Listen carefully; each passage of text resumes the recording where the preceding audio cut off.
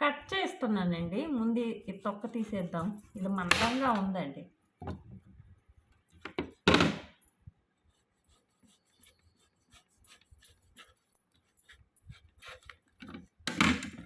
చూడండి మెత్తగా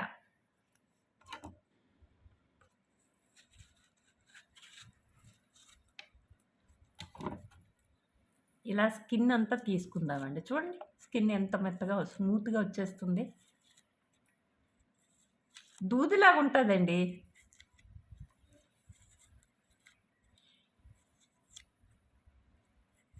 డైటింగ్ చేసి వాళ్ళకండి ఈ పండు చాలా మంచిదండి. షుగర్ పేషెంట్ వాళ్ళకి కూడా చాలా మంచిదండి.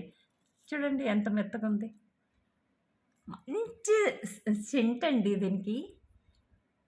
ఇది కడుపు మనం తింటే ఫుల్ అయిపోద్దండి కడుపు.